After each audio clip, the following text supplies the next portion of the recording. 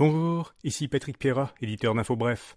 Cet épisode du balado InfoBref vous est offert par le service d'hébergement web Planet Hoster.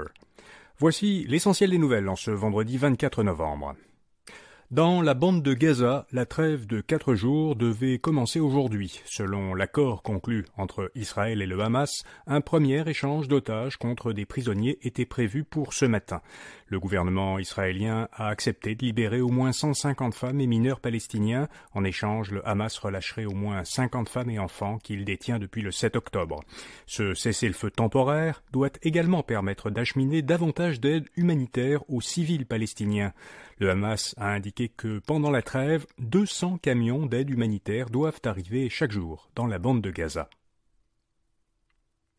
Alors que plus de 560 000 employés du secteur public étaient en grève hier au Québec, François Legault a dit que son gouvernement était prêt à bonifier son offre salariale.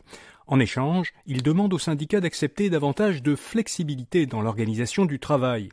Le ministre de la Santé, Christian Dubé, demande par exemple aux syndicats de permettre aux travailleurs de la santé qui le souhaitent de faire des quarts de travail de 12 heures ou de travailler dans plusieurs établissements.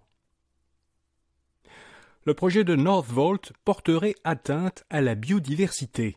La presse a révélé que l'entreprise suédoise Northvolt doit bâtir son usine sur un terrain où, il y a 6 mois, le gouvernement Legault a refusé un projet immobilier car il portait atteinte à la conservation de la biodiversité. Or, Northvolt prévoirait de détruire davantage de milieux humides que ce projet. Les partis d'opposition ont vivement dénoncé ce qu'ils considèrent comme une violation des normes environnementales.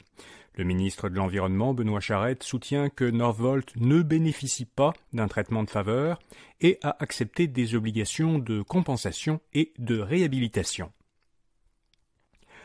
La moitié des routes du Québec sont en mauvais état. C'est ce que relève la vérificatrice générale du Québec dans un rapport déposé à l'Assemblée nationale.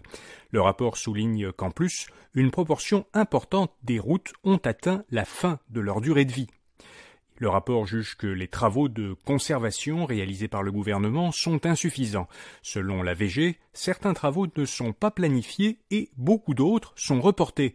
Par conséquent, le montant nécessaire pour rattraper le retard dans l'entretien des chaussées du réseau routier a augmenté de 3 milliards de dollars entre 2018 et 2022. Il atteint désormais 10 milliards de dollars.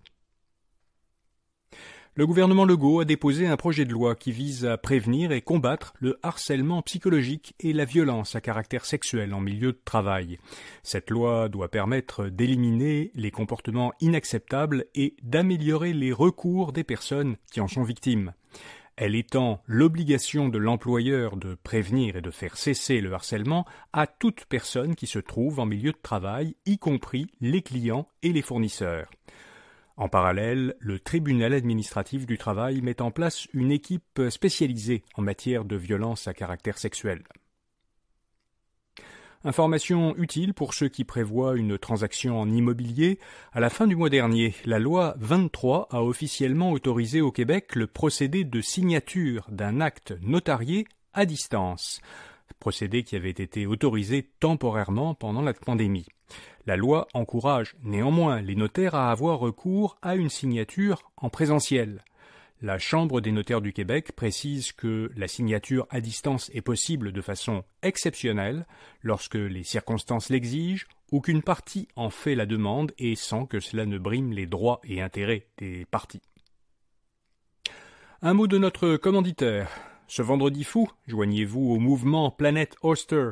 Contrairement aux promotions éphémères des concurrents pour attirer de nouveaux clients, Planet Hoster récompense ses clients fidèles. À partir d'aujourd'hui et jusqu'au cyberlundi, des remises spéciales sont offertes sur les renouvellements. Êtes-vous d'accord? Préférez-vous les offres ponctuelles ou une reconnaissance durable? Partagez vos réactions à infobref.planethoster.cool. infobref.planethoster.cool. À Ottawa, le NPD voudrait que le gouvernement Trudeau retarde l'an prochain du 18 janvier au 31 décembre la date limite pour le remboursement des prêts du compte d'urgence pour les entreprises canadiennes. Et il voudrait aussi qu'il prolonge la période d'exemption du paiement d'intérêts jusqu'au 31 décembre. Le directeur parlementaire du budget a fait ses calculs et il estime que, si le gouvernement fédéral satisfait à cette demande du NPD, cela pourrait lui coûter 907 millions de dollars. Le programme de prêt du compte d'urgence avait été créé au début de la pandémie pour soutenir les PME. Wealthsimple lance un fonds pour investir dans des entreprises privées. Investir dans des entreprises non cotées en bourse est un privilège généralement réservé aux investisseurs qui disposent d'un capital important. La firme torontoise Wealthsimple dit qu'elle veut démocratiser, au moins un peu, la possibilité d'investir dans ces entreprises dites privées. Alors, elle lance un fonds de capital investissement, ce qu'on appelle en anglais du private equity. Ce fonds s'adresse à ses clients qui sont prêts à y investir au minimum 10 000 $ et qui ont déjà déposé au moins 100 000 $ dans les services de Wealthsimple. Wealthsimple indique que ce fonds cherche des entreprises sous-évaluées et les détiendra sur une longue période. Une firme d'analyse américaine estime que 9% de tous les véhicules neufs qui auront été vendus cette année aux États-Unis sont des véhicules électriques. La proportion était d'un peu plus de 7% l'an dernier. Les États-Unis accusent toutefois un important retard par rapport à certains pays. Selon l'agence Bloomberg, pendant les 6 premiers mois de l'année, la part des véhicules électriques parmi les véhicules neufs a été de 33% en Chine, donc presque 4 fois plus qu'aux États-Unis, de 35% en Allemagne et même de 90% en Norvège. Et puis la chanteuse Shakira a plaidé coupable à des fraudes fiscales.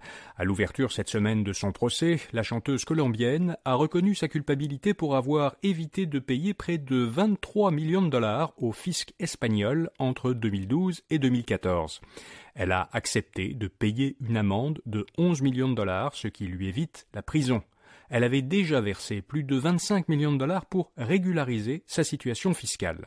Mais dans un communiqué publié tout de suite après le procès, Shakira clame son innocence. Elle explique qu'elle a plaidé coupable pour protéger sa carrière et sa famille.